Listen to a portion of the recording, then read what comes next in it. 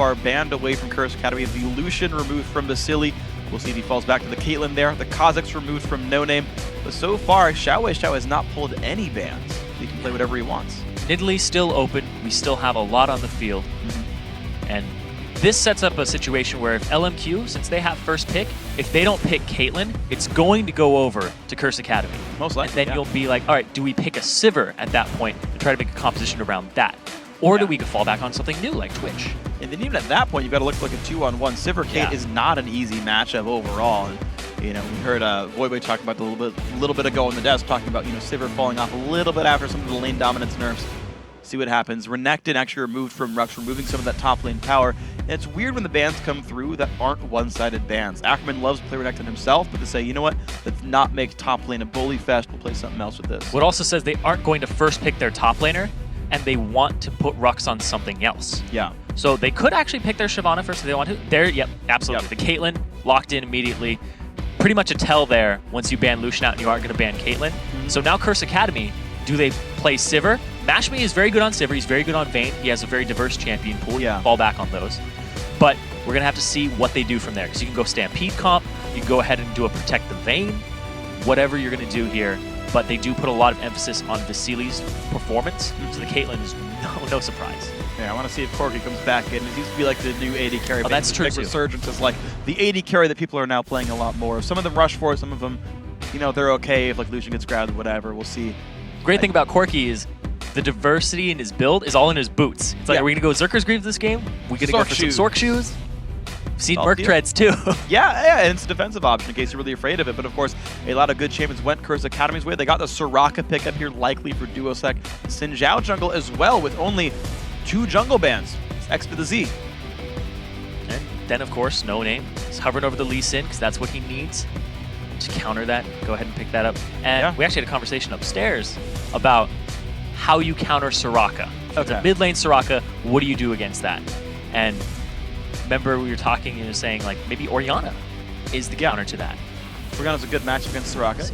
Well, the Orianna got banned and they first rotation Soraka. Exactly. And you talk about Caitlyn being pinched was going to be a likely grab first rotation.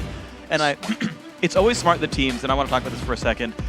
People talk about blue side getting a first pick, but the way you play it from red side is to create 3 high-priority champions, give blue side 1, take the other 2, and you're seeing, right, Xin Zhao, Soraka, high-priority contested picks, very strong in this patch, and say, okay, Caitlyn, but we get these. Yeah, and basically just play it from champ select. Yeah. That's what you have to do during champ select. You have to say, this is what we're banning so that we can get this. If they get this, you have a lot of contingencies. Exactly. They pick Caitlyn. What do we do? Immediately, Soraka, Xin Zhao. Then they just basically plan these out way ahead of time based on tier list, but also what you're playing against. Yes, absolutely. So the next pick's coming through. Of course, we talked about the Lee Sin. I want to see if it does end up being a flex pick. We're seeing more and more Lee Sin tops do varied success. Some do well, some do poorly. The Thresh, of course, as a support here for more, is going to be happy with that one. The Lulu also grabbed plus the Graves, so a very supportive lineup with a tanky AD carry for Mashme. There's a lot of support here on him. I'm a little surprised he didn't go for the Vayne. We're going to have to see how he does on the Graves. Just even more durability for himself. It's a lot of lane dominance. Yeah, and that could be a Lulu mid, it could be a Soraka mid. I think it's going to be Soraka. It's the most likely situation, but actually Soraka Graves is a really good lane as well because you have so much pushing power, you guarantee your opponent's running their turret. Yeah, but Soraka in the mid, you're just going to shove that in immediately with Star Call. Of course. And Lulu did take some nerfs to her kit in terms of help picks and... Yeah. More help picks. Exactly, more help picks on both sides of it, I guess. It doesn't have a second name. Less helpful picks. Yes, there you go. Now less help. Hurt picks actually would be, I guess, be the aggressive hurt version. Them picks. Yeah. That does not sound like a thing Lulu would say. Well, it's helping you, though. Yeah, true. Help me hurt them. Show them. Let me glitter lance off of you. It's going to be the way it goes. Actually, it is going to be top lane Lee Sin because Elise gets grabbed, but with few mid lane bans, Nidalee's still the champion here for Xiao. It's going to be a fun one, but now the hover on Curse Academy, they will get Rise against top lane Lee Sin. That's a very good matchup for Rise. The early game aggression is in Lee Sin's favor, about levels 1 through 3, but then when Rise starts getting his full combo and the lower cooldowns, just keeps cycling through his spells. The Rune Prison, you probably max that second. You usually max your E if you want to clear the waves. Okay. But he's probably going to max Rune Prison just to lock him out. Make sure that when he dives in, he can't get away and safeguard fast enough. Makes sense. And actually talking about skill orders, I feel like this is a kind of matchup where you would pretty heavily consider maxing Safeguard first on Lee Sin. From what I've understood, skill orders on Lee Sin for top lane are actually very matchup dependent. If you have to play sustain where you can max W, you have to actually play a push where you can max E. And I want to see if he's going for a shield and sustain or like fast wave clear and getting out. And seeing the way he plays the top lane, teleport Lee Sin. Of course, teleport Ryze also here. It is going to be the mid lane Soraka as well, so you did identify that one right. Lulu support, the second time we're seeing it today, actually. Yeah, Bubba playing that earlier, and probably going to go back to that a lot. Spell Thieves works pretty well on her, too. She has some early game poke with help picks. Her auto attacks are great. Her lane pressure is good. The thing with this composition from Curse Academy, very late game oriented. You have Soraka, you have a Lulu support, you have a Graves who's kind of meh in the middle late of the road. Game. He's middle. Xin Zhao has some early game aggression, but then you have Ryze in the top lane. So very durable here. Ryze, he just gets tanky and consistent damage. Soraka, consistent damage, going to shred armor, so Ryze does more damage on top of that. Then you have the Lulu, who's going to be probably getting a little bit of AP, just a tiny bit, maybe one item in the late game. Not going to be as fast with that whimsy on everybody as much as a mid lane, but then you jump it over to LMQ, this composition that they have. Xiao Xiao is back on his Nidalee, which is something we haven't seen in a little while. Yeah. He was playing that all throughout the time that they were qualifying and climbing up the ladder. It was like Nidalee, Nunu jungle, and then have Lucian on Vasily. Yeah, exactly. So all those culling bullets coming out. But he's back on that, back on the poke champion, so they know this composition inside and out. We're going to have to see that Lee Sin top. That's the wild card here. How is that going to match up against Rux? I think that's actually a super important matchup. The other one I want to talk about actually is how do you get in on Nidalee? That's always a question when you have Nidalee mid. Can you get in on that comp? The only hard engage Curse Academy really has is a whimsied Xin Zhao, but you're still going through like maybe Caitlyn traps, javelins, cocoons, the kickback from Lee Sin. There's actually a lot of ways to disengage and keep the poke safe here for LMQ. I want to see how that matchup actually pans out. Fake pause. Resume. We're good. It was just like resume in 5 immediately. Yep.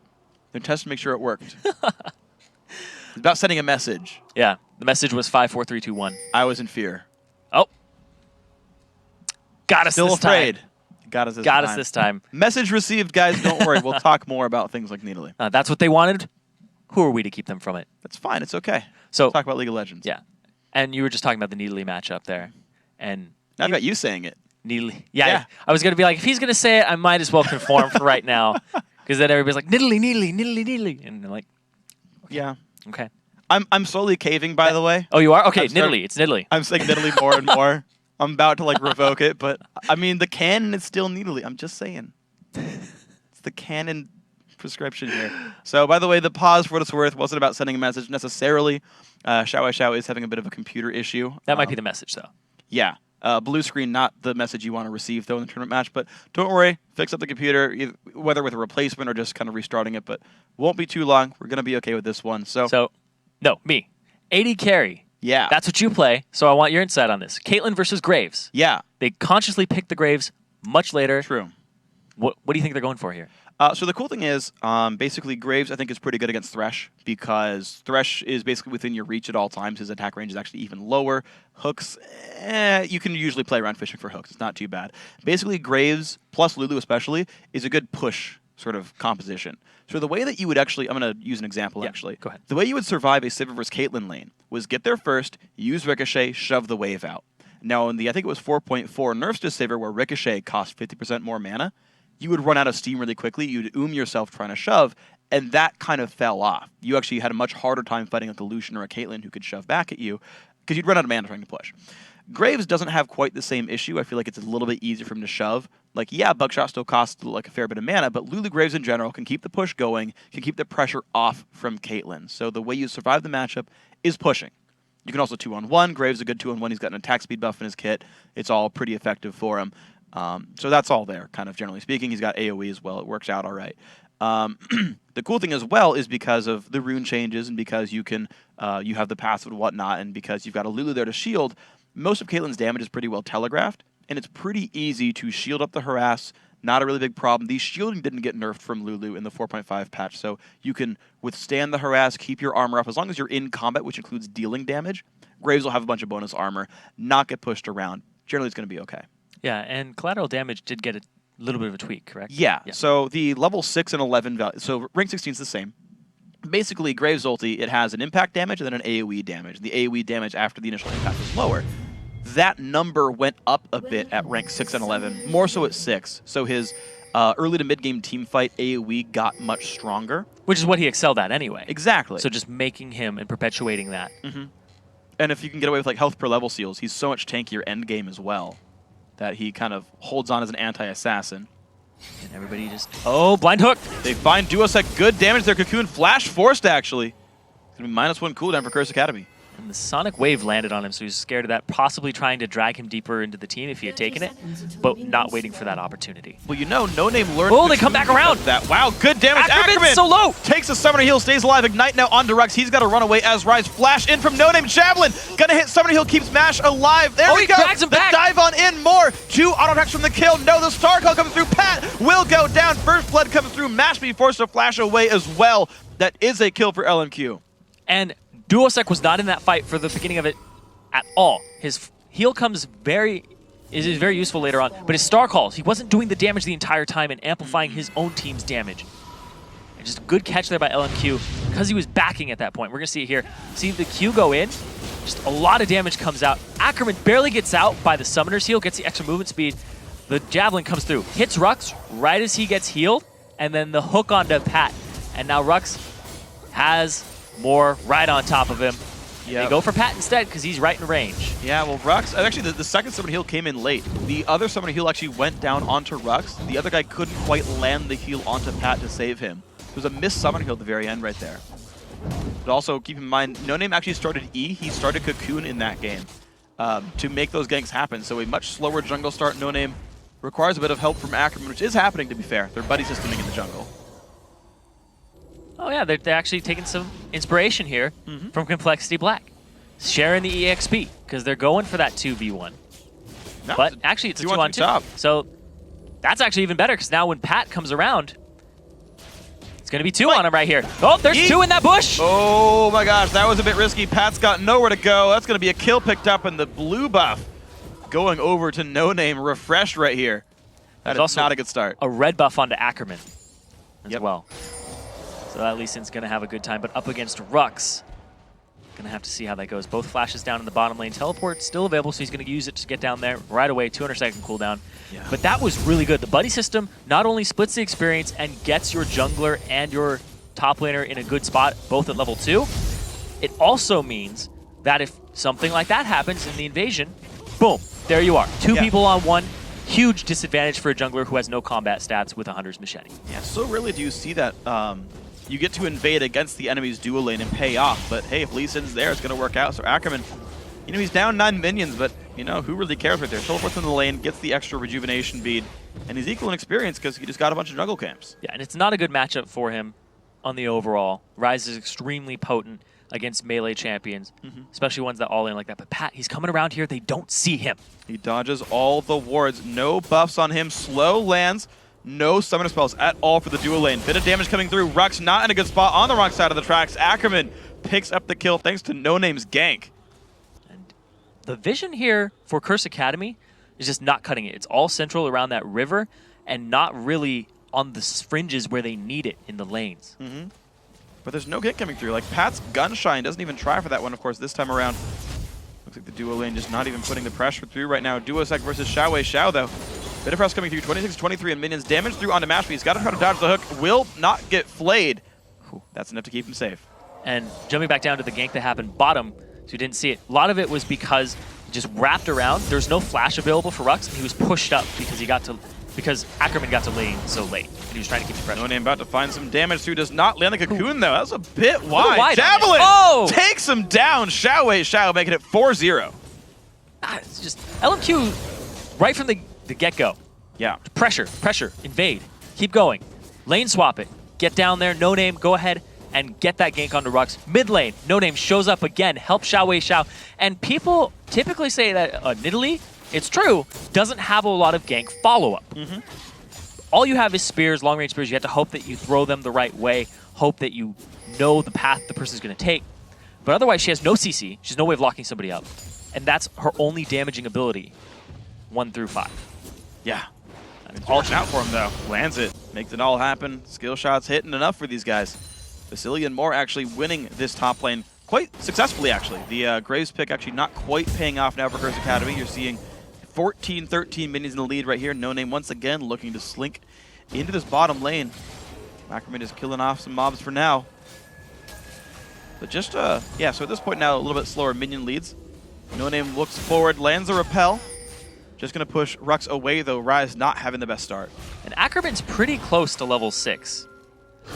Like, he'll get it in about a wave and a half. Like, he'll actually get it in a wave if he just sits around there. And then he'll probably go all in on Rux again. But Moore, he's checking, but Pat's here. Pat's trying once again for the engage. Does not land the E until the move block comes through, but just can't find the damage. Pat's shown up top lane 3 times, only even tried to gank once, and when that came through, took nothing. He had no follow-up from Mashme and Mashme and K1 Pro. Because they're just so far back being pushed in the entire time. No Name. Looking for more, just the aggression here from this Elise very early on. Yeah. Moby Boots exactly is his first buy. He's looking to get around the map and cause pressure non-stop. Yeah, so not the structures for the damage, just trying to make the ganks happen to get his lanes ahead. That's always kind of been the No Name style. I feel like he's not the kind of player, I'm going to eat my words in the game too, but not the kind of guy to play a Feral Flare jungler, just the way he plays the game. He's a Moby Boots type of player. If we saw a Feral Flare on Elise, I don't know what I would do. I just mean like, watch him like pick Yi next game, but generally speaking, he plays supportive. He never went Hydra when that was the rage on He's Jungle played some Kha'Zix. Kha'Zix. Yeah, but that was always like, I guess it's the build that you use now, but it was still like a tanky sort of Kha'Zix build. Like, it was about... He's a facilitator of his team. Is. There we go. Facilitator. So his Kha'Zix, when he's using Kha'Zix, he's usually there to slow people and let his team follow up and get the kills. Because we look at a KDA from him in comparison to people like Xiao Wei and Vasily, who get most of the kills. And if they don't, then they at least tack on an assist. Because he's always there, always helping out. Yeah. Good guy, No Name. Seems to be good guy, No Name. Doesn't care about making a name for himself. Nope. Clearly not. Oh. Nope, that's... Mashme Flay gonna hit nicely. Good damage from Vasily. Slowed a little bit there by K1 Pro. Good burst comes back. You can see the potential of Lulu Graves right there. Put some very serious damage back, but... And No Name, he's making his way up top, and they know that Pat's on this bottom side because it's blue timer, and here he comes. Okay, one nice flash. Gonna dodge the cocoon. Hook's gonna land, though. K1's got nowhere to go. No Name picks up the kill. I think they wanted to take it for Vasily, but with the exhaust on, he doesn't go for it. And the amount of pressure that they've been pushing top lane, that's why there's no wards in that river at all. Not even in that tri-bush. Pro and Mash have just been on that turret trying to farm and keep up. And you look at Mash, he's about to get ganked, and he's down 20 CS. Wow, the wish comes through for Duosec just in case, though. But yeah, his life is so rough here in this lane. Moore and Vasily honestly playing amazingly. Duosec with the blue buff. Does spot Xiao Wei, not going to stop him, though. Just puts more defensive wards down, trying to keep himself in a decent spot. But that is top lane turret going down in the 2v2 lane. 8 minutes, 20 seconds in. LMQ up 3,000 gold here. We'll see if Curse Academy can outscale, but they've got a while to go if they are. Rux is just chunking Ackerman, despite having the Lich Bane early on. The damage from Rise just from building mana is a little crazy. 625 range on your Overload. It's enough to scare people. You're going to see. Even when he just takes a step forward from here, he'll be in range. Yep. Just, Next level, we'll see if Rux, if he maxes the E or the W second. Right now, the skill order for Lee Sin is 3 and Q, actually. Ganking down bottom with the solo. The play's going to land. Big shot right there. Kicks him backwards. Rux going to go down. Vasily grabs the kill credit. The rotation for Dragon also gets them a kill. Went up top, got the turret, and now they're going straight for the Dragon. That's how you do it. You swap it back, make sure you have the map control. It's going to work really well for them. Ackerman just going to recall quickly, knowing that no one's going to stop him. Wants to pick up the early Hex Drinker, actually, as the buy. Maybe he goes for Tiamat later, but Hex Drinker will give him the dueling power at the very least. 1-0-2, 60 minions here. Catalyst for Rux. He's got a ways to go until Rod of Ages completes. But Pickaxe is going to come in, so that might be Maw, that might be Tiamat for Ackerman. And the pressure that No Name has been creating on the map, typically we see Soraka's just shove the lane in so hard. And Nidalee really lacks wave clear until level 6, and even then it's melee wave clear. So the amount of pressure that No Name has created just from being on the map and running around with Moby Boots is perfect for this composition. Yeah. Because people are like, oh wow, why isn't Duosec just destroying Xiao Wei because he's Soraka? Well, the pressure. Yeah. Elise is all over this map. And he's been ganked once. And he got a kill for it. Got the flash too. Completely making it work there. Duosec puts the damage down, but he's down a level on Xiao Wei right here. He nearly having a great time of this one. A bit of a lane swap, actually. LMQ, after taking the top lane turret, say, you know, Ackerman, you show up there. We're gonna have Vasily and more keep the pressure on and try to get more for ourselves. Oh! Damage, K1 Pro by left himself. Slowed down, turns him into a chipmunk. Gonna be okay. He left him. It's okay. Didn't cost him anything, to be fair. Yeah, that's true. And they want to try to just buy items, go back to that lane, and they are going to do the 2v1 right now in both of these lanes. They don't want to have Mashmi going up against Caitlyn once again. And it's interesting how actually early game focused LMQ is right here, because Vasily actually cashed in on an early pickaxe, even though he's still likely to go for Bloodthirster. Backed with 900 gold, just bought the 25 AD and said, you know, I'll complete items later. I just want to dominate my lane with 25 attack damage. You're seeing Mashmi has 1,000 in his pockets, could buy that same pickaxe. Yeah. Doesn't do it, wants to get the BT done. And I want to give props to LMQ here too, because the loss that we saw with them against Team 8 was because they weren't early game focused at all. This game, you were talking about it, very hyper early game. Yeah. No Name is making his presence known. Oh, there we go. Bottom turret's going to go down. Vasily making that one happen. Gets a bunch of the gold on this. Ooh, Ackerman. Rotation. They want Ackerman really badly. Can he make the rotation happen? Goes over to the right, spotted by a ward, trying to get over the wall. Slowed down, flashes. Looks like that man's going to be safe. Just burns a summoner spell for some time. He's got to wait 5 minutes for that one to come back up, but... Well, there's 3 men strong, and they're doing 3-1-1 right now, and they leave Caitlyn in the bottom lane to just continue to push. Vasily's going to clear out the wraith, or the white. Possibly just keep pressuring and keeping his CS up, because they just put up amazing numbers in LMQ. Vasily easily going to kill away the white camp right there. Rock's going to wait around, but no name takes a lantern. Cocoon's going to get dodged, but he actually flashes into it anyway. That is not good. Down goes Rux. That flash a little bit early. Dodged it. Caught it. But caught it. Couldn't resist, just right into his eyes. Oh, man. Blinded him, stunned him up. Down he went. 1 second stun, all that No Name needed. But the top lane siege is going to work. Pat, Mashmi, and K1 Pro do take their first turret of the game. But Curse Academy down 5,000 gold right now. Things aren't looking better. And now LMQ going to be rewarded with another turret because of that rotation. They left Rux by himself with that 3-1-1 push. And now they're trying to get their own tier 2 down bottom, but Ackerman's here. I guess the knockup slows down the damage output, actually. Getting rid of some of these minions. He's showing no fear, actually. Doesn't have a lick of armor and does not care. And his leveling order, he's going 4 in Q, 2 in W, 2 in E. And look at that. Flash into it. Whew. That's the only reason he died. Eats it. He wanted to flash a potential play, but forgot about the fact that he was dodging the cocoon. Very unfortunate there. He could have flashed left, it would have been enough for him, but unfortunate death there. Uncle Sam Rise 030. Forget what he's actually called. It's not his official name. Uncle Rise? Uncle Rise, probably the actual name. No. He's trying to put the fear of America in LMQ. It's not working. Yeah, LMQ showing no fear. Uh-oh. Okay, heals himself. Shotgun's gonna be okay. Tries again with the recall. Still in range of Qs, though. No Name going after Rux here, but it's a 1-on-1. Oh, 2-on-1. Here's the TP. There's no flash. Rune Prison, some good damage comes in, but Rux has really nowhere to go. Gets the wish, though. Trying to run back. No Name. Repels, goes back in, picks it up. Ackerman with the kill credit for this one. 8-0 now. LMQ doing amazing. Because they knew he didn't have his flash because they saw him use it to get into the last cocoon.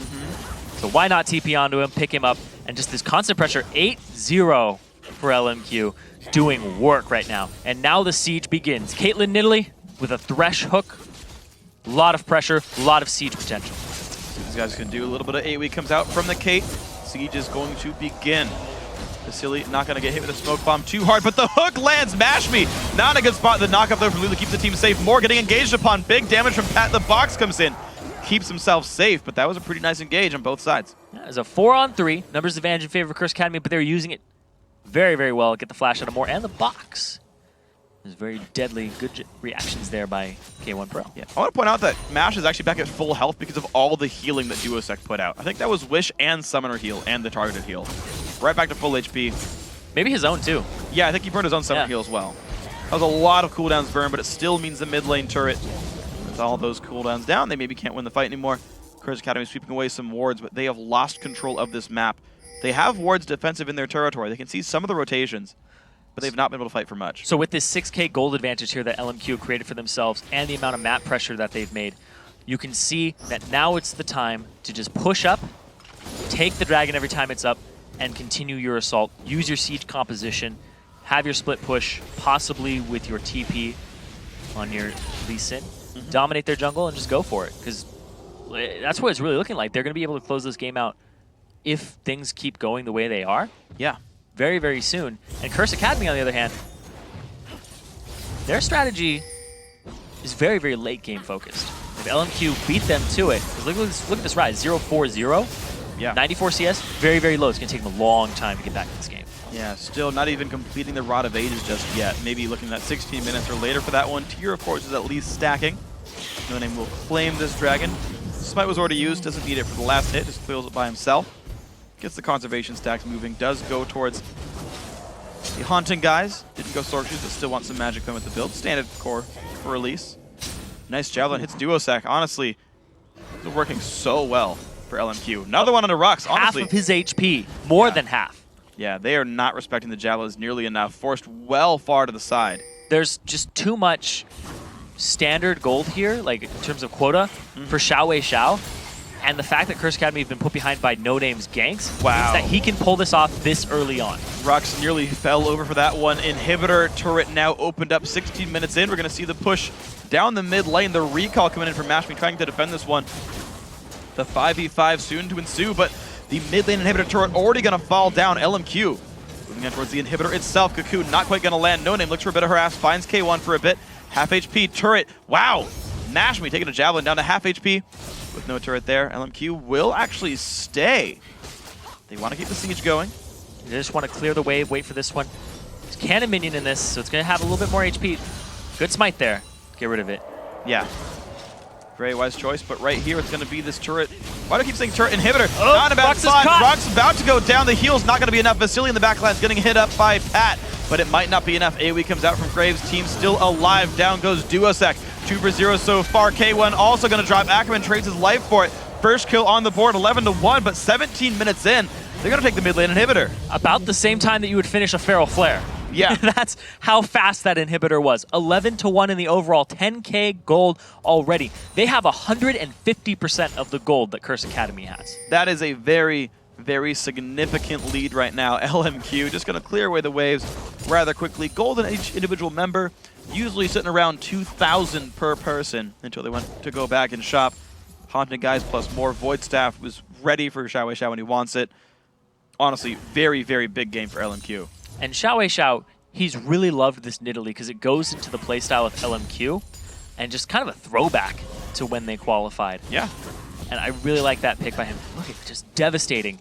Yeah. The fact that he got going that early on. Yeah. And it's not even like he's fed. It's that everybody else is below the standard line because of No Name and the roaming that was happening all over the map and the great rotations. Yeah, so little gold for Curse Academy there.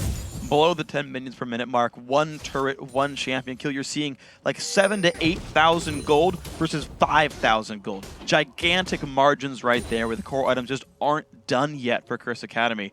LMQ getting all their combines in, only Vasily waiting around to complete items. 7,000 to 4,100 in the top. Yeah. Rux, 0-5. He's not been having a good game. He's just been shut down from the very beginning when his flash was blown. He said he was going to be an important member, but waiting to late game is not going to probably happen here for Curse Academy. 18:45 in, Ackerman looks for the play. Flash by Duosec keeps him in a decent spot.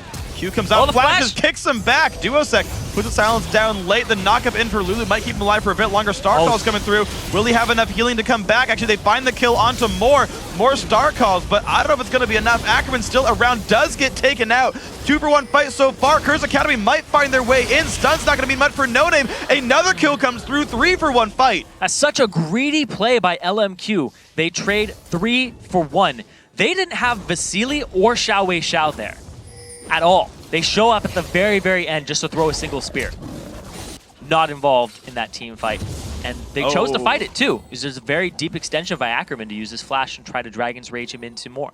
Yeah, and Pat with the smite right there managed to take away his own red buff as well. But LMQ, they still feel like the confident team. 2 guys alive, they're still counter jungling. Taking away golems, trying to take the lizard buff. They know Curse Academy have so much more room to go. They almost 8,000 gold deficit right here.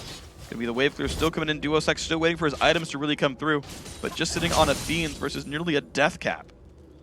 And because they have super minions pushing down the mid lane, this top turret, it's just a matter of time before it falls over. They're trying to collapse onto it. And look at the damage that Xiao does every time he lands a spear. Yeah. Just... We need an Aegis. Curse Academy needs an Aegis pretty badly. The new Aegis too. Yeah. Right. 40 magic distance for the person who has it, 20 for everybody else. Yeah, I mean, there is some fairly major physical damage coming through with Hex Drinker, Tiamat, Lee Sin, but even still, the Javelins are the ones really setting you down right now. The push comes through, Xiao helping to zone out the enemy team. He's going to be taking this one 12-4 in kills. LMQ now look for inhibitor number 2 in the top lane with Ackerman splitting in the bottom. And he has his TP available to him, so he can always just jump into the fight. And I'm pretty sure at this point, he can take Rux in a one-on-one. It's going to be a likely situation. We're going to see Rod of Ages combined, but that's it. The limit of items there. Banshee's Veil also soon to be picked up here for Ackerman, so he's very much itemizing against his lane opponent that he keeps opting into. We'll see if Mashmi and Pack keep the farm going, of course. Now, with Xin Zhao stuck inside his own base, he's getting nothing out of Virgil's Lantern. Still hasn't had the Pharaoh Flare, 21 minutes in, he's just been getting counter jungled and shut down. And LMQ are really playing against that item, too. Once you gain control of the jungle, don't let it up. Don't let him farm. We're going to see Rat Inhibitor has respawned in the mid lane right here. Complete denial for LMQ. You're seeing now Curse Academy forced to share all the minion pickups. See what they can donate it to right there. Of course, none of the jungle's going to go for them. Lantern over the wall. Good amount of Caitlyn traps as well from Vasily.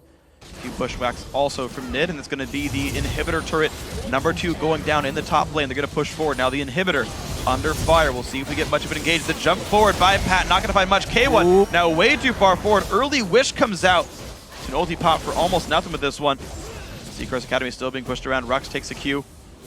Javelins are being dodged well by Curse Academy, but LMQ, last time they just stayed and waited and found the engage again.